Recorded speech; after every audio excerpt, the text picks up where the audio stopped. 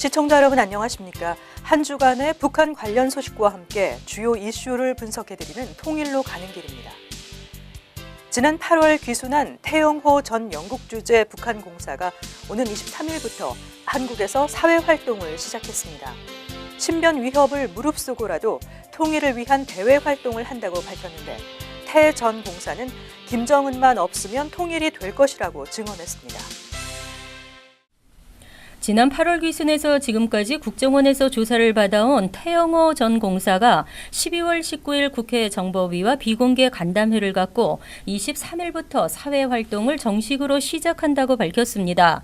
태 전 공사는 이 자리에서 귀순 동기에 대해 다시 한번 설명했습니다.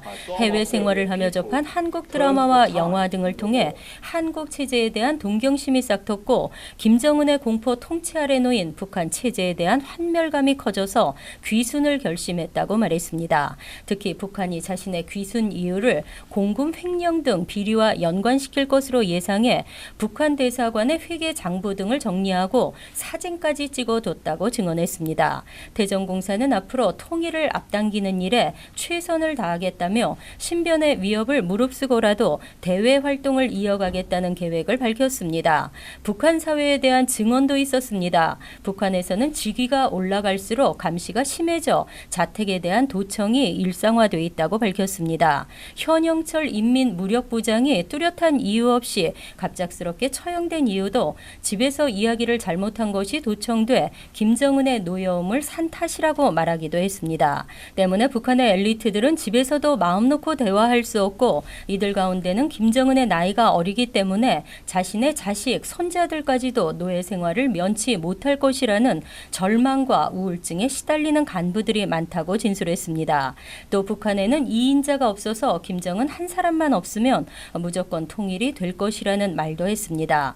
다만 북한 엘리트들이 북한에서 정변이 일어날 경우 중국으로 갈까봐 두렵다고도 말했는데요. 그는 북한 엘리트들이 두려움 없이 한국으로 많이 귀순할 수 있도록 한국 정부와 국회가 관련법과 제도를 바꿔달라고도 당부했습니다. 통일로 가는 길 권미숙입니다.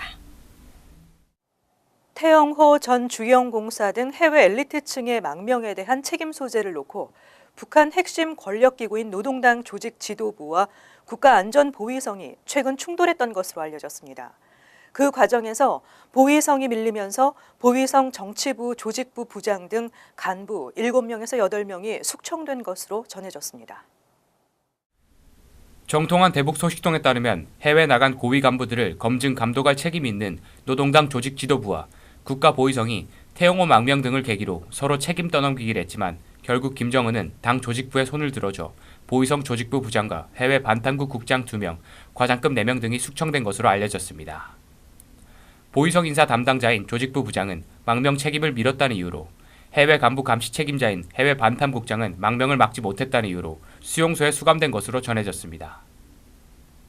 태영호 전 공사는 최근 국회 정보위원들과 만나 북한의 해외 공관원은 대부분 같은 아파트에 모여 사는데 보위성 소속이 반드시 포함돼 다른 공관원을 감시한다고 밝혔습니다.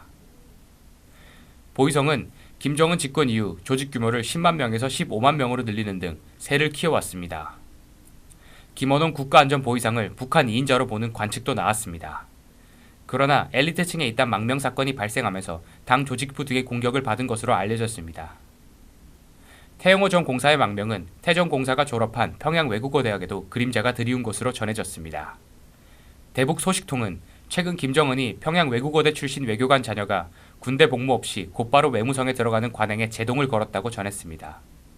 외국어에 능통해도 체제에 대한 충성도가 의심스러우면 외교관으로 보내지 않겠다는 취지입니다. 통일로 가는 길, 김지수입니다. 유엔 총회가 북한 인권 상황을 국제형사재판소에 회부하고 인권 유린 책임자를 처벌하도록 권고하는 내용의 결의안을 최종 채택했습니다.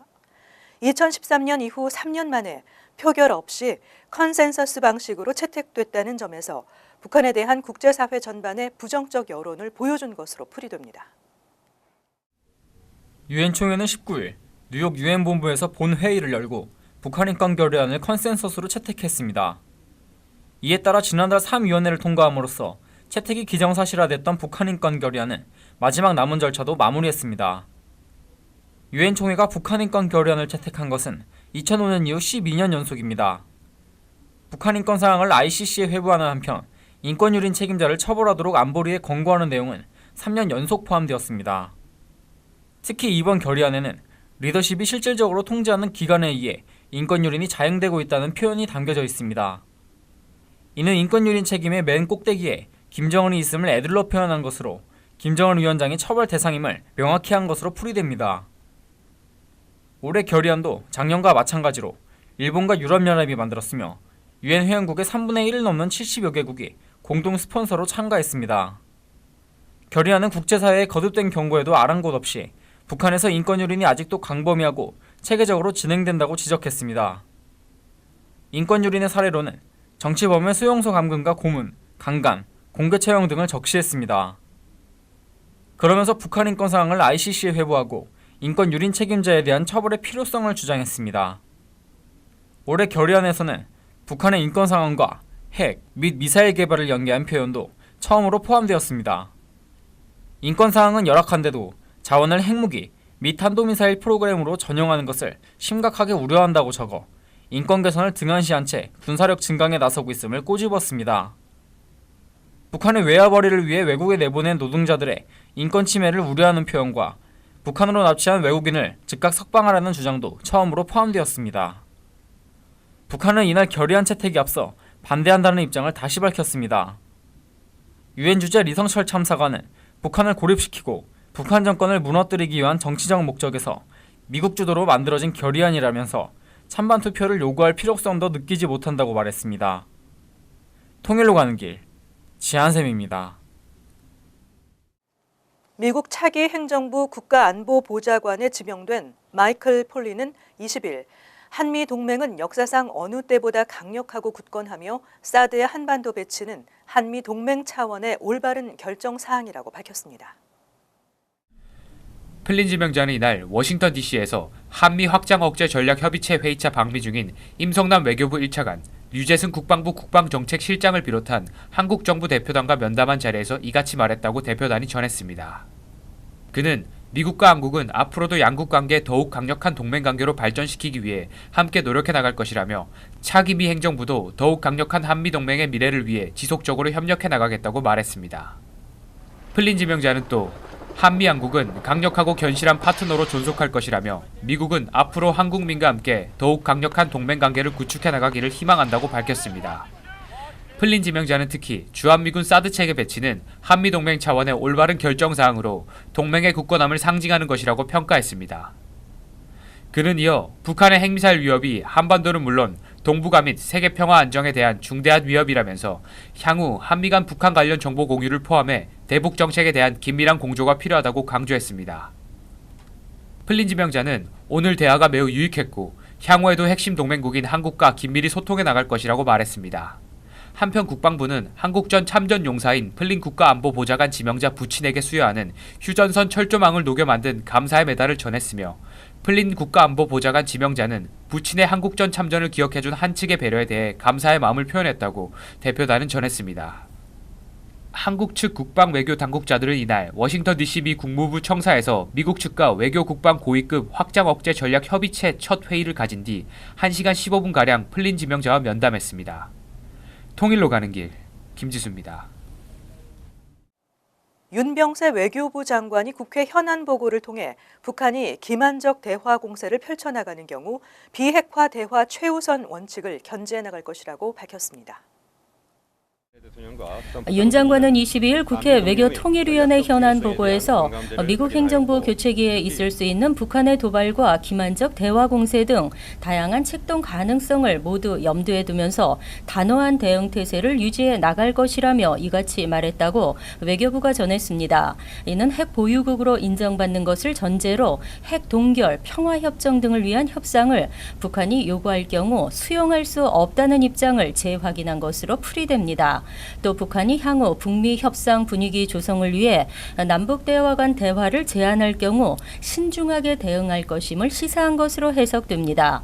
윤 장관은 또 확장 억제를 포함한 강력한 한미 연합 방위 태세를 구축해서 실질적인 대북 억제력을 제고할 것이라고 말했습니다. 확장 억제는 동맹국이 적대국의 핵 공격 위협을 받을 경우 미국이 해구산 미사일 방어 체계, 재래식 무기를 동원해 미 본토와 같은 수준의 억제력을 제공한다는 개념입니다. 윤 장관은 또 미국 행정부 교체기에도 북핵, 북한 문제와 관련해 한미 간 신속하고 일치된 대응이 이루어질 수 있도록 오바마 행정부는 물론 트럼프 행정부 측과 긴밀히 협의해 나갈 것이라고 말했습니다. 윤 장관은 현재 정부가 올인하고 있는 대북 제재 압박에 대해 지금 강한 약, 독한 약을 쓰고 있는 단계라고 말했습니다. 이어 강한 약이 북한의 태도를 바꿔 의미 있는 비핵화로 나오게 해야 한다며 그때까지는 모처럼 북핵 위기 발생 후 20년 만에 최초로 형성된 국제 공조 분위기가 날아가게 해서는 안 된다고 밝혔습니다. 통일로 가는 길 권미숙입니다. 북한이 도널드 트럼프 미국 새 행정부 출범과 함께 정세의 불안정을 틈타 연말 또는 내년 초 강도 높은 도발을 할 수 있다는 전망이 나왔습니다. 북한의 6차 핵실험과 핵무기 실전 배치 등으로 한반도의 3차 북핵 위기가 조성될 가능성도 제기됐습니다. 아산정책연구원은 19일 발간한 2017 국제정세전망 보고서에서 북한은 트럼프 대통령이 미 행정부의 수장이 된 현실을 고려할 때 기존 수준을 뛰어넘는 대량 살상 무기 능력을 시연할 가능성이 크다고 분석했습니다. 연구원은 기존 5차례의 핵실험보다 파괴력이 큰 핵폭발 실험, 핵과 탄도미사일을 결합한 고고도 핵폭발, 전자기파 효과 시험, 모의탄도를 활용한 핵탄도 재진입 실험 등 과거와 차원이 다른 WMD 능력을 올해 말 또는 내년 초 보여줄 수 있다고 덧붙였습니다. 핵탄도 폭발이나 EMP탄, 핵탄도 대기권 재진입은 북한이 그동안 공개하지 않았던 기술입니다. 지금까지 상당수 전문가들은 북한이 트럼프 당선에 맞춰 대화 가능성을 모색할 것이라는 관측을 해왔습니다. 북한 외무성 최선희 미국 국장, 장일훈 주 유엔 북한 대표부 차석 대사가 지난달 스위스 제네바에서 조엘 위트 미 존스 호킴대 한미연구소 연구원 등 미국 인사를 만나 트럼프 행정부의 성향과 대화 성사 여부를 타진한 것도 이런 관측을 내놓게 된 배경의 하나였습니다. 하지만 아산정책연구원은 북한은 가급적 핵 능력을 최대한 확장한 상태에서 미국과 협상에 나서는 것이 유리하다고 판단할 것이라며 트럼프의 기억과 경력을 고려할 때도 협상에 나서기 전 카드를 극대화하는 것이 오히려 유리하다고 생각할 수 있다고 전망했습니다. 이란, 쿠바와 달리 전략적 인내라는 이름으로 버락 오바마 대통령과 다른 방향을 기대하고 트럼프 집권 초기부터 도발에 나설 수 있다는 것입니다. 연구원은 북한은 WMD 능력을 증명한 이후 마이웨이를 강조하면서도 협상의 가능성을 열어놓을 것이라며 북한인 트럼프 행정부와의 협상을 위해 내놓을 수 있는 카드는 핵미사일 모라토리엄 및 핵활동 동결, 국제적 검증 수용이라고 내다봤습니다. 한편 국가정보원 산하 국가안보전략연구원은 지난 21일 발표한 2016 안보정세 평가 및 2017년 전망 보고서를 통해 북한 정권은 트럼프 행정부가 출범하는 내년에 6차 핵실험과 탄도미사일 발사 시험을 통해 핵무기 실전 배치에 박차를 가할 것이고 한반도 긴장이 급격히 고조되어 3차 북핵위기가 조성될 가능성이 있다고 예측하기도 했습니다. 통일로 가는 길, 지한샘입니다. 이달 초 영장 없이 가택 수색하지 말라는 북한 김정은의 지시가 인민 보안성에 하달된 것으로 알려졌습니다. 불시에 진행되는 가택 수색에서 노골적 뇌물을 종용하는 횡포에 대한 주민들의 불만이 고조되자 이를 불식시키기 위한 의도로 보입니다. 북한 소식통에 따르면 12월 초에 영장 없이 가택 수색을 금지하라는 명령이 내려졌다며 이 같은 조치는 보안원들 횡포에 대한 주민들의 원성이 모아지면서 관련 제의서가 올라갔고 김정은의 방침이 하달된 것으로 알려졌습니다. 소식통은 그동안 보안원들은 불법 행위 검열을 구실로 영장 없이 가택 수색을 했고 이를 빌미로 꼬투리 삼아 금품 갈취를 일삼아 왔었다면서 이 같은 지시 이후 이제는 조금 누그러진 모습을 보이고 있다. 있다고 덧붙였습니다. 사회 치안을 담당하는 인민보안성에 김정은의 이 같은 지시가 하달된 것은 통제와 감시에 대한 주민들의 불만이 고조됐다는 방증으로 보입니다. 70일 전투에 이은 200일 전투 등의 노력 동원, 함경북도 수해 피해 등 체제 내 피로감이 커진 상황에서 보안원들의 수탈까지 가중되자 민심 이반이 곳곳에서 목격됐고 김정은이 이를 체제 불안 요소로 봤을 것이라는 지적입니다. 또한 지난달 말부터 12월 초 사이 북한 전역에서 산발적이지만 조직적으로 이루어지고 있는 반체제의 움직임과도 무관치 않은 것으로 보입니다. 이와 관련 자유아시아 방송은 14일 양강도 보천군과 함경북도 청진시에서 최근 김정은을 비난하는 전단과 낙서가 각각 발견됐다고 전했고 데일리 NK도 16일 회령시 남문동에서 김정은 타도 김정은을 처단하자는 글이 적힌 5,000원짜리 지폐 수십 장이 뿌려졌다고 보도한 바 있습니다. 안찬일 세계 북한 연구센터 소장은 21일 데일리 NK에 어쨌든 김정은이 표방하는 것이 인민, 애민 정치이다. 주민들을 억압하는 것만이 능사가 아니라고 판단한 것 같다고 설명했습니다. 안 소장은 이어 국가보위성이 북한 체제를 수호하기 위해 주민들에게 압력을 가하는 것은 면책권이 주어질 것이라면서도 인민보안성까지 주민들을 억압하고 수탈하면 오히려 반작용이 일어나니까 불만을 완화시키기 위해 이런 조치를 한 것 같다고 덧붙였습니다. 통일로 가는 길 권미숙입니다. 길이 5.1m, 무게 1.4톤의 타우루스는 전투기에서 지상의 목표물로 발사되는 공대지 유도 미사일입니다. 스텔스 기능을 갖추고 있고 군사용 GPS를 장착해 레이더망은 물론 적의 전파 교란을 피하면서 목표물을 정밀 타격할 수 있습니다. 타우루스는 사거리는 500km로 수도권 상공에 떠 있는 전투기에서 발사하면 핵시설 등 북한 전역의 주요 시설을 파괴할 수 있습니다. 우리 군은 내년까지 독일에서 타우루스 170여 발을 도입할 예정인데 1차로 들여온 50여 발 가운데 10여 발이 첫 실전 배치됐습니다. 이달 초 독일에서 들어온 타우루스가 지난 22일 처음으로 위용을 드러냈습니다. 50여 발 가운데 우선 10여 발이 우리 군의 주력 전투기 F-15K에 장착돼 실전 배치됐습니다. 미사일에는 침과 대단, 즉 창을 베고자 하면서 아침을 기다린다는 뜻의 사자성어를 새겨 영공방위에 대한 결의를 담았습니다. 전투기에서 발사된 공대지 순항미사일 타우루스가 목표물을 빠르게 타격하고 3m 두께의 지하 벙커도 순식간에 초토화시킵니다. 군 GPS와 자동 항법 자체를 장착해 적진에 은밀하게 침투한 뒤 목표물을 정확하게 타격하는 능력이 타우루스의 최대 장점입니다. 강도 높은 실전적 훈련을 통해 어떠한 상황에서도 명령이 내려지면 적의 핵심 시설을 즉각 타격하겠습니다. 타우루스는 대전 상공에서도 평양의 핵심 목표물을 정밀 타격할 수 있는 능력과 북한 레이더망을 피할 수 있는 스텔스 기능을 갖췄습니다. 때문에 북한의 미사일 발사 시설 등을 선제 타격하는 킬체인과 김정은 등 북한 지휘부를 제거하는 대량 응징 보복의 핵심 수단으로 꼽힙니다. 군은 타우루스 도입과 함께 동급 장거리 공대지 미사일의 자체 개발도 추진할 계획입니다. 통일로 가는 길, 지한샘입니다. 지난 8월 한국으로 망명한 태용호 전 영국 주재 북한 공사가 밝힌 김정은 정권의 잔혹함과 일반 주민 엘리트층을 가리지 않는 철두철미한 감시 체제는 경악스러울 정도입니다. 그는 고위 간부에 대한 24시간 도청이 이루어지고 있다고 했는데 고사포로 잔인하게 처형된 현영철 인민부력부장도 자기 집안에서 말을 잘못해 처형됐다고 합니다. 북한 고위층은 김정은의 나이가 어려서 자신들의 노예와 같은 생활이 자식과 손자 때까지 계속될 것이라는 생각에 우울증을 겪고 있다는 증언도 충격적입니다. 태전공사가 망명할 때 자신의 두 아들에게 이 순간부터 너희들의 노예 사슬을 끊어주겠다고 말했다는 것은 시사하는 바가 큽니다. 태전공사의 증언을 들으면서 바로 내일 북한 체제가 붕괴돼도 전혀 이상할 것이 없다는 탈북자들의 얘기를 떠올리게 되는데요. 비록 지금 한국의 국내 정치 상황이 어렵지만 북한 체제가 벼랑 끝에 서 있다는 냉엄한 현실을 외면해서는 안 될 것입니다. 지난 19일 유엔 총회에서 채택된 북한 인권 결의는 북한의 참혹한 인권 상황에 대한 김정은의 책임을 직접 명시했습니다.